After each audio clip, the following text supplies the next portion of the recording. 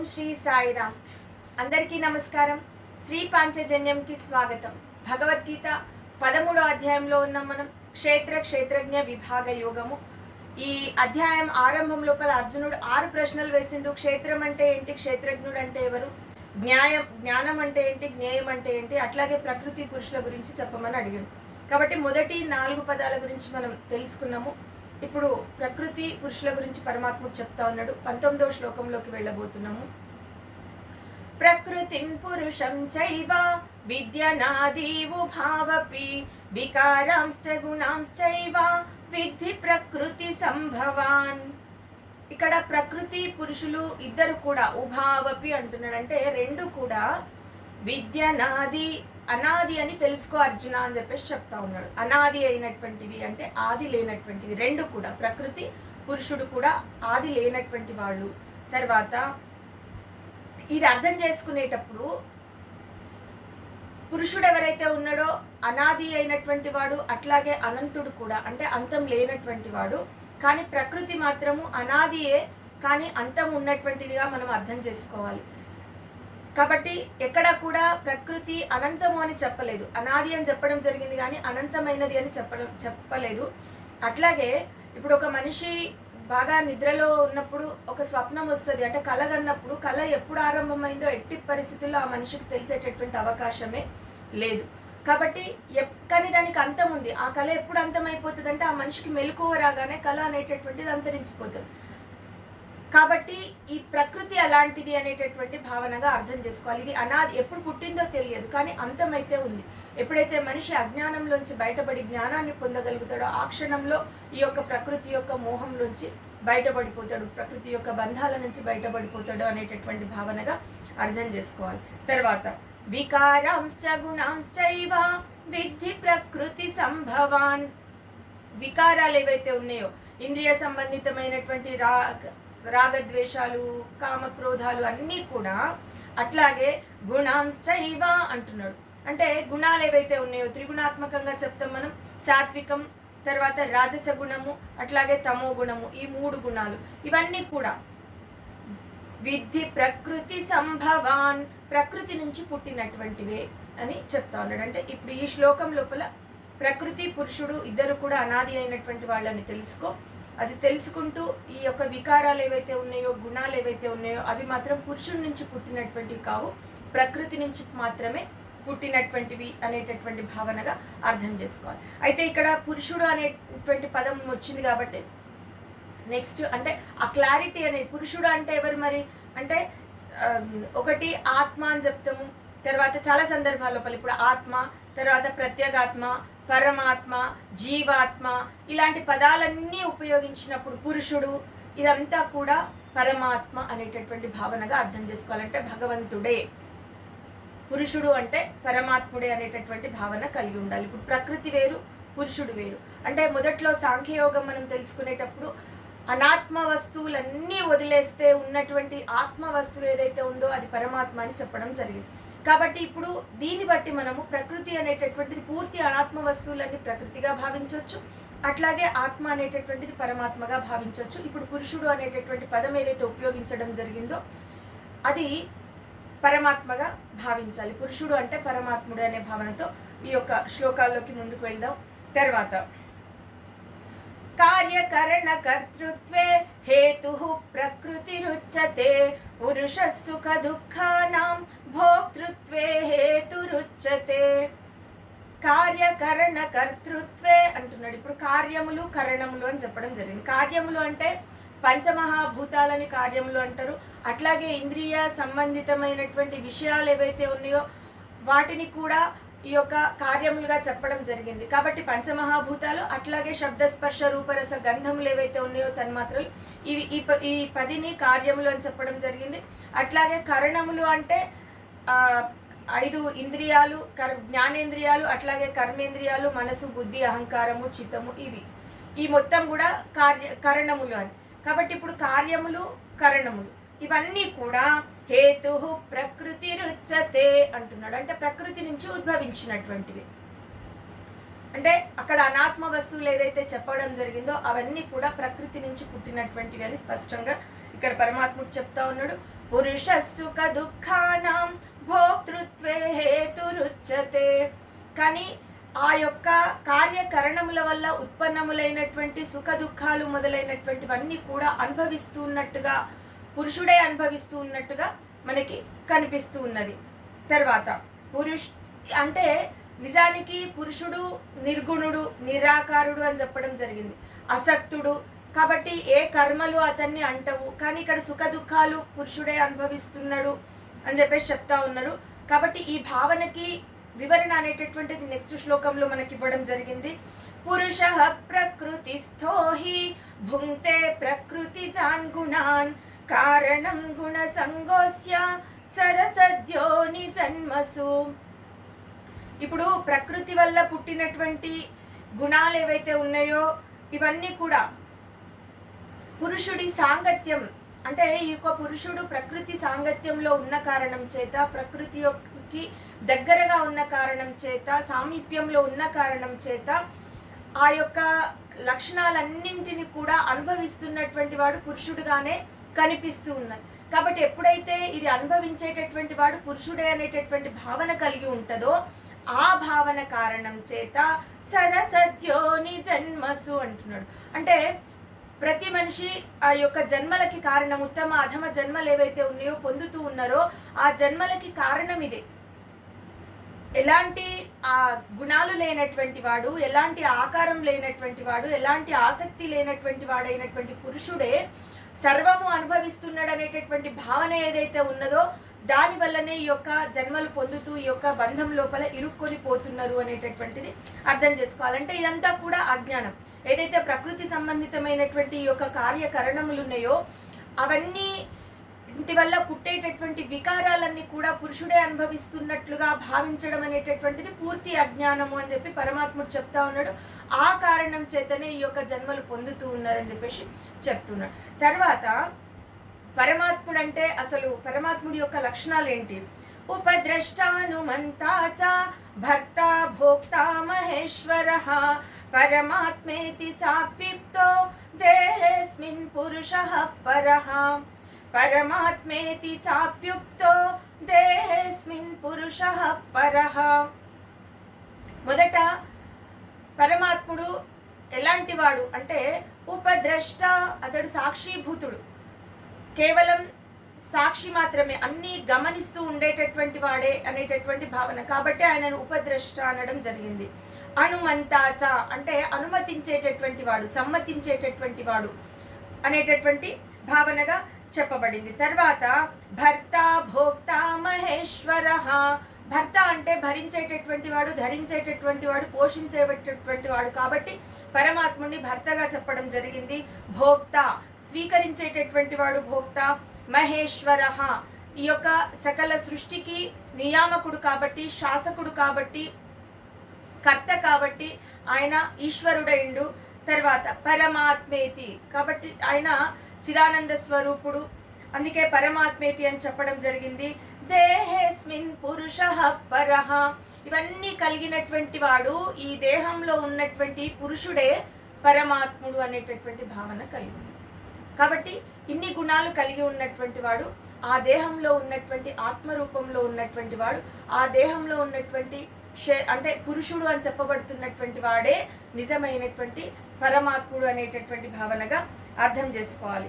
తర్వాత అంటే ఇప్పుడు ఈ రెండింటికి క్లియర్గా వివరణ ఇవ్వడం జరిగింది. ప్రకృతి అంటే ఏంటి, పురుషుడు అంటే ఎవరినైతే భర్తగా భావిస్తున్నామో అంటే ఈ యొక్క సృష్టిని భరిస్తున్నటువంటి వాడు, పోషిస్తూ ఉన్నటువంటి వాడు, సాక్షిభూతుడైనటువంటి వాడు, తర్వాత చిదానంద ఘనస్వరూపుడు, తర్వాత ఈశ్వరుడు, తర్వాత భోక్త అయినటువంటి వాడు, అతడే ఈ శరీరంలో ఉన్నటువంటి పురుషుడే నిజమైనటువంటి పరమాత్ముడు, అతడే పరమాత్మ అని చెప్పడం జరిగింది.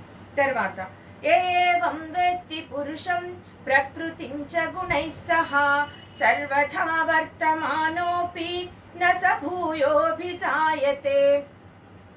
ఇక్కడ ఈ యొక్క పురుషుని యొక్క తత్వం ఏదైతే ఉందో ఏవం వేత్తి పురుషం, ఇప్పుడు ఈ పురుషుడు అంటే ఎవరో క్లియర్గా అర్థం చేసుకోకుండా ప్రకృతించ గుణైః సహ ప్రకృతి యొక్క తత్వాన్ని తెలుసుకోకుండా ఉన్నటువంటి వాడు అజ్ఞానంలో మునిగిపోతాడు. కానీ ఎవరైతే తెలుసుకుని దాన్ని అమలు చేస్తారో, ఆచరిస్తారో, ఈ యొక్క జ్ఞానం కలిగి ఉంటారో అతడు సర్వదా వర్తమానోపి న స భూయోభిజాయతే.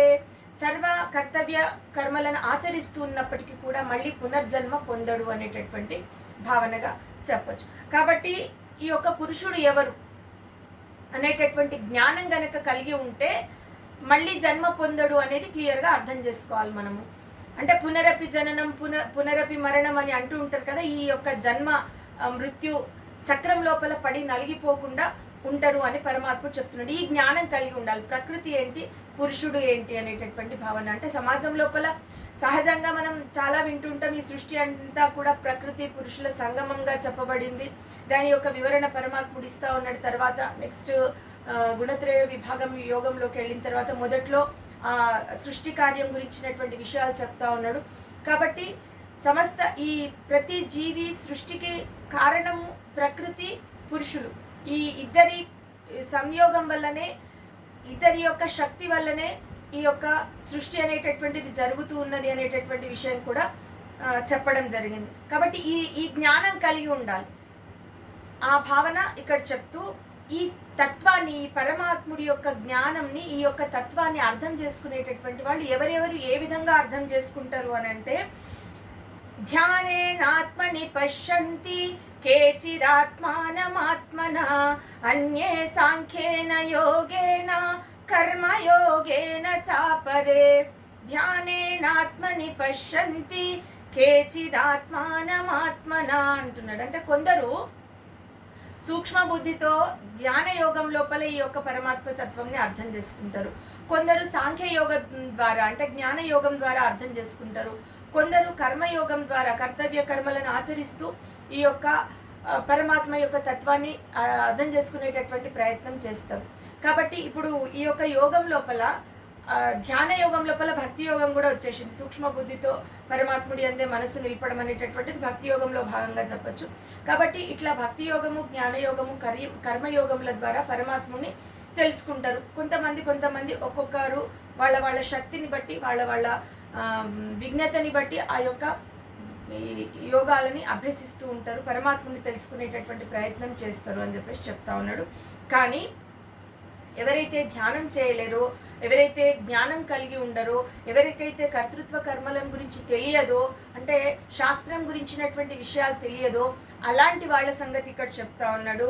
అన్యే త్వేవమజానంతః శ్రుత్వా నేభ్య ఉపాసతే తేపి చాప్తి తరంత్యేవ మృత్యుం శృతిపరాయణాః.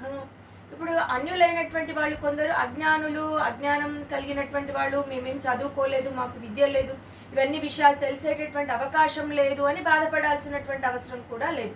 ఎందుకంటే వాళ్ళు ఇంకొకరి ద్వారా వినడం వల్ల ఇవన్నీ ఆచరించకపోయినా పర్వాలేదు, ఏ జ్ఞానయోగము, సాంఖ్యయోగము, కర్మయోగము ఆచరించకపోయినా పర్వాలేదు, ఆ విషయాలని వేరే వాళ్ళ ద్వారా తెలుసుకొని ఆచరించేటటువంటి ప్రయత్నం చేస్తే వాళ్ళు కూడా శ్రుత్వా నేభ్య ఉపాసతే అంటున్నాడు. ఆ విధంగా విని ఉపాసించేటటువంటి వాళ్ళు కూడా తేపి చాతి తరంత్యేవ మృత్యుం శృతిపరాయణాః.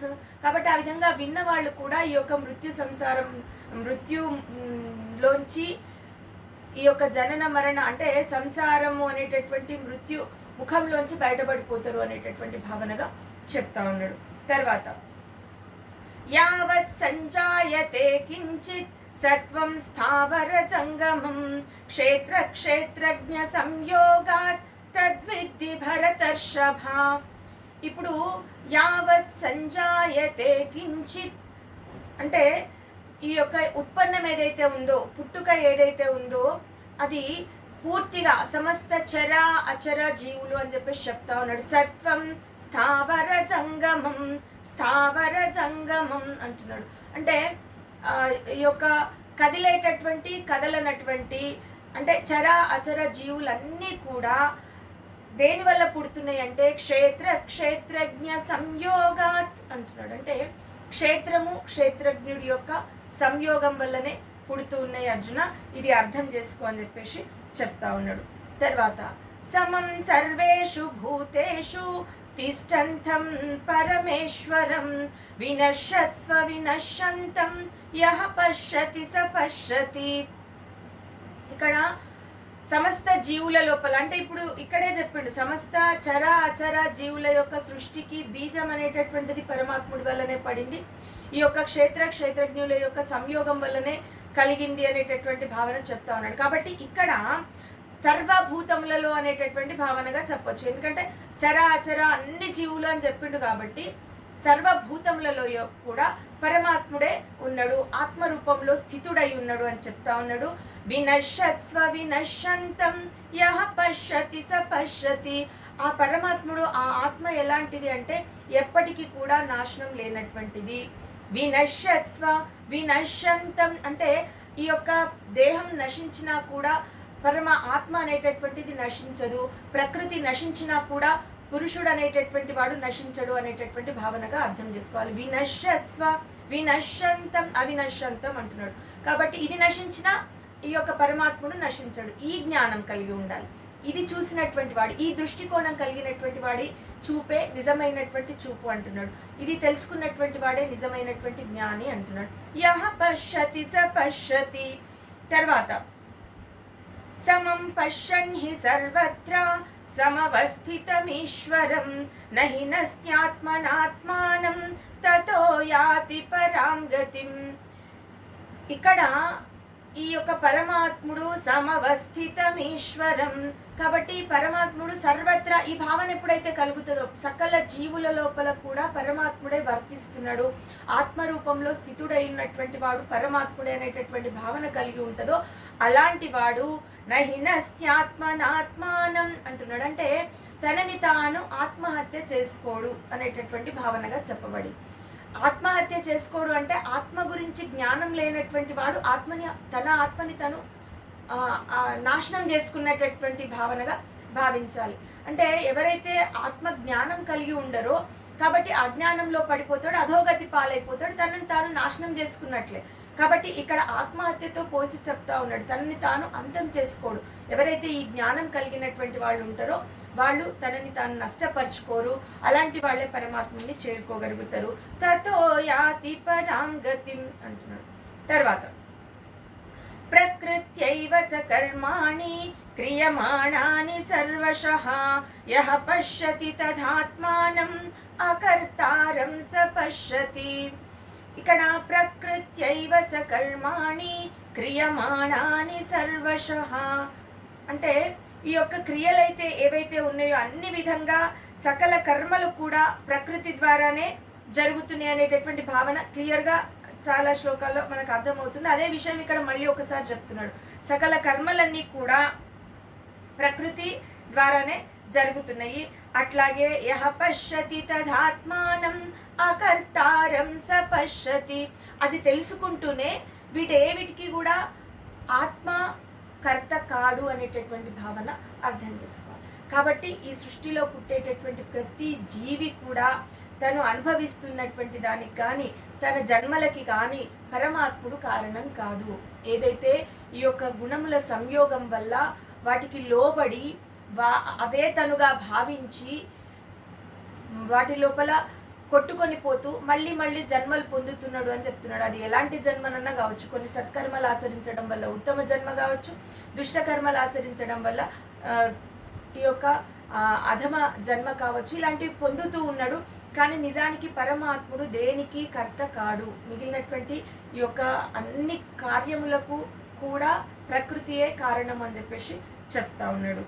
యదా భూత పృథగ్భావం ఏకస్థమనుపశ్యతి తతయేవ చ విస్తారం బ్రహ్మ సంపద్యతే తదా. యదా భూత పృథగ్భావం అంటున్నాడు. ఇప్పుడు సకల భూతములలో కూడా పరమాత్ముడే వర్తిస్తూ ఉన్నాడు. అయినా కూడా అతడు ఏకమైనటువంటి వాడే, పరమాత్ముడు ఒక్కడే అనేటటువంటి భావన అయితే కలిగి ఉండాలి. అతడు పూర్తిగా సర్వత్రా విస్తరించిండు, అన్ని జీవుల లోపల విస్తరించినప్పటికీ కూడా పరమాత్ముడు ఒక్కడే అనేటటువంటి భావన అయితే ఉండాలి. ఇది చాలా సందర్భాల లోపల మనం చాలా విషయాలు చెప్పుకున్నాము. అంటే అన్ని భూతముల లోపల పరమాత్ముడు వర్తిస్తున్నాడు అంటే అది జరుగుతుంది, ఎన్నో ఉదాహరణలు తీసుకున్నాము. సూర్యుడి ఉదాహరణ తీసుకున్నాము. ఇట్లా సందర్భం వచ్చినప్పుడల్లా చాలా ఉదాహరణలు తీసుకున్నాం. కాబట్టి పరమాత్ముడు సకల జీవులలో ఉన్నాడు అంటే అర్థం ఏంటి? ఇక్కడ విభక్తుడుగా కనిపిస్తూ ఉన్నాడు, కానీ అవిభక్తుడు అని క్లియర్గా చెప్పడం జరిగింది. కాబట్టి సర్వభూతములలో ఉన్నటువంటి పరమాత్ముడు ఏకమైనటువంటి వాడు, ఒక్కడే అనేటటువంటి భావనగా భావించాలి. అన్నిట్లో కూడా విస్తరించి ఉన్నాడు. ఇది తెలుసుకున్నటువంటి వాడు పరబ్రహ్మని చేరుకుంటాడు. తర్వాత అనాదిత్వా నిర్గుణత్వాన్ పరమాత్మాయమవ్యయః శరీరస్థోపి కౌంతేయ న కరోతి న లిప్యతే. ఇక్కడ అనాదిత్వా నిర్గుణత్వాన్, ఆది లేనటువంటి వాడు, గుణాలు లేనటువంటి వాడు, పరమాత్మాయమవ్యయః అనంతమైనటువంటి వాడు, అవ్యయమైనటువంటి వాడు, శరీరస్థోపి కౌంతేయ శరీరంలో ఉన్నా కూడా, ప్రతి శరీరంలో కూడా ఆత్మరూపంలో స్థితుడై ఉన్నా కూడా, న కరోతి న లిప్యతే ఏ కార్యంలో అతడు చేయడం లేదు, ఏ కార్యంలో యొక్క ఫలములు అతడిని అంటవు అనేటటువంటి భావనగా చెప్తా ఉన్నాడు. తర్వాత యథా సర్వగతం సూక్ష్మాత్ ఆకాశం నోపలిప్యతే సర్వత్రావస్థితో దేహే తదాత్మానోపలిప్యతే. ఇక్కడ ఆకాశంని ఉదాహరణగా చెప్తా ఉన్నాడు. ఇప్పుడు ఆకాశం ఎక్కడుంది అంటే సర్వత్రా వ్యాపించి ఉన్నది, కానీ ఈ ఆకాశంకి కొన్ని వికారాలు అనేటటువంటివి అంటవు అని చెప్తున్నాడు. యథా సర్వగతం సూక్ష్మాత్ ఆకాశం నోపలిప్యతే సర్వత్రా సూక్ష్మ రూపం లోపల వ్యాపించి ఉన్నటువంటి ఆకాశంని పట్టుకోవడానికి, చూడడానికి సాధ్యమయ్యేటటువంటి పని కాదు. ఏ ఉరుములు వచ్చినా, ఏ మెరుపులు వచ్చినా, ఎలాంటి ప్రకృతిపరమైనటువంటి ఏ చర్యలు జరిగినా కూడా ఆకాశానికి అంటేదేమీ లేదు. కాబట్టి అట్లాగే సర్వత్రావస్థితో దేహే సకల దేహములలో కూడా ఆత్మరూపంలో స్థితుడై ఉన్నటువంటి పరమాత్ముడికి తదాత్మానోపలిప్యతే ఏ యొక్క కర్మలు కూడా అంటవు అని చెప్పేసి చెప్తా ఉన్నాడు. అట్లాగే యథా ప్రకాశయత్యేకః కృత్స్నం లోకమిమం రవిః క్షేత్రం క్షేత్రీ తథా కృత్స్నం ప్రకాశయతి భారత. ఇక్కడ సూర్యుని ఉదాహరణగా తీసుకొని చెప్తున్నాడు. సూర్యుడు ఒక్కడే అయినా కూడా యథా ప్రకాశయత్యేకః కృత్స్నం లోకమిమం రవిః ఒక్కడే సూర్యుడి యొక్క సమస్త జగత్తుకి ప్రకాశాన్ని ఏ విధంగా అయితే ఇస్తున్నాడో అట్లాగే సమస్త క్షేత్రముల లోపల కూడా క్షేత్రజ్ఞుడైనటువంటి వాడు ఈ యొక్క ప్రకాశంని ఇస్తూ ఉన్నాడు. అంటే అది చైతన్య రూపమైనటువంటి ఈ జడము చైతన్యము అనేటటువంటి విషయం గురించి మళ్ళీ మనం నెక్స్ట్ గుణత్రయ విభాగ యోగం లోపల వస్తుంది. కాబట్టి అక్కడ మళ్ళీ వీటి గురించి చర్చించుకుందాము. కాబట్టి ప్రతి జీవి లోపల కూడా చైతన్యమైనటువంటి రూపం ఏదైతే ఉందో, ప్రకాశం ఏదైతే ఉందో అది పరమాత్ముడే అనేటటువంటి భావన. అంటే సమస్త లోకములకు సూర్యుడు ఒక్కడే వెలుగుని ఏ విధంగా ఇస్తున్నాడో సమస్త భూతముల యందు కూడా క్షేత్రముల యందు కూడా క్షేత్రజ్ఞుడైనటువంటి వాడు చైతన్య రూపం లోపల వాళ్ళకి ప్రకాశాన్ని ఇస్తున్నాడు అనేటటువంటి భావనగా చెప్పడం జరిగింది. అట్లాగే క్షేత్ర క్షేత్రజ్ఞ సంయోగాత్ అంతరం జ్ఞాన చక్షుషా భూత ప్రకృతి మోక్షంచ ఏ విదుర్యాంతి తే పరం. ఇప్పుడు ఈ యొక్క భేదం అనేటటువంటిది క్షేత్ర క్షేత్రజ్ఞయోరేవం అంతరం జ్ఞాన చక్షుషా అంతరం జ్ఞాన చక్షుషా. కాబట్టి ఈ క్షేత్రము క్షేత్రజ్ఞము అనేటటువంటి విషయం లోపల ఏదైతే భేదం ఉందో, అంతరం ఉందో, వాటి మధ్య ఉన్నటువంటి డిఫరెన్స్ ఏంది అనేటటువంటిది అంటే పూర్తిగా దేహానికి పరమాత్మకి సంబంధించినటువంటి విషయం ఎవరైతే తెలుసుకుంటారో అది కూడా జ్ఞాన నేత్రం ద్వారా అనేటటువంటి భావనగా చెప్తా ఉన్నాడు. అలాంటి వాడు భూత ప్రకృతి మోక్షంచ ఏ విదుర్యాంతి తే పరం ఈ యొక్క సమస్త ప్రకృతి నుంచి విముక్తుడై పరమాత్ముని చేరుకోగలుగుతాడు అనేటటువంటి భావనగా చెప్పబడింది. కాబట్టి ఈ యొక్క జ్ఞానం మళ్ళీ ఇక్కడ అంతరం జ్ఞాన చక్షుష అన్నప్పుడు జ్ఞానచక్షు అంటే మళ్ళీ ఏదో ఒక మూడవ కన్ను అనేటువంటి భావనగా కాదు. ఎప్పుడైతే మనిషి జ్ఞానం పొందుతాడో జ్ఞాన దృష్టితో చూడడం అనేటటువంటి భావనగా అర్థం చేసుకోవాలి. కాబట్టి అది ఎప్పుడు అర్థమవుతుంది? ఈ సమస్త సృష్టిలో ఉన్నటువంటి క్షేత్రము క్షేత్రజ్ఞుడు అంటే ఈ యొక్క ప్రకృతి సంబంధమైనటువంటి విషయము, పురుషుడి సంబంధమైనటువంటి విషయము, జ్ఞాన సంబంధమైనటువంటి విషయము, జ్ఞేయ సంబంధమైనటువంటి విషయాలు ఎప్పుడైతే జ్ఞానం పూర్తిగా పొందగలుగుతాడో అప్పుడు అర్థం చేసుకోగలుగుతాడు. కాబట్టి అంతరం జ్ఞాన చక్షుష అంటున్నాడు. ఆ యొక్క జ్ఞాన నేత్రం ద్వారా, జ్ఞాన దృష్టితో అది అర్థం చేసుకున్నటువంటి వాడు ఈ యొక్క ప్రకృతి బంధముల నుంచి విముక్తుడైపోయి పరమాత్ముని చేరుకుంటాడు అనేటటువంటి భావనగా చెప్పడం జరిగింది. కాబట్టి ఇక్కడ ప్రకృతి పురుషుల గురించి చెప్పేటప్పుడు చాలా స్పష్టంగా ప్రతి జీవిలో ఆత్మరూపంలో ఉన్నటువంటి వాడు పరమాత్ముడు, అతడే పురుషుడు, మిగిలినటువంటిదంతా కూడా ప్రకృతి అనేటటువంటి విషయం చెప్పడం జరిగింది. దేహము అంటే శరీరానికి సంబంధించినటువంటిది, అది క్షేత్రంగా చెప్పబడింది. అది తెలిసినటువంటి వాడు, ఆ క్షేత్రానికి మూలమైనటువంటి వాడు క్షేత్రజ్ఞుడు, అది పరమాత్ముడు అని చెప్పేసి చెప్పిండు. అట్లాగే జ్ఞానం జ్ఞేయము అనేటటువంటి విషయం కూడా మనం స్పష్టంగా తెలుసుకున్నాం. జ్ఞానానికి సంబంధించినటువంటి లక్షణాలు చెప్పడం జరిగింది. జ్ఞేయం అంటే మళ్ళీ పరమాత్ముడే అనేటటువంటి భావన. తర్వాత మనకు ఈ విషయాలు ఇది స్పష్టంగా అర్థమైతే తర్వాత గుణత్రయ విభాగ యోగం కావచ్చు, శ్రద్ధాత్రయ విభాగ యోగం కావచ్చు, ముఖ్యంగా మోక్ష సన్యాస యోగం కూడా చాలా స్పష్టంగా అర్థమవుతుంది.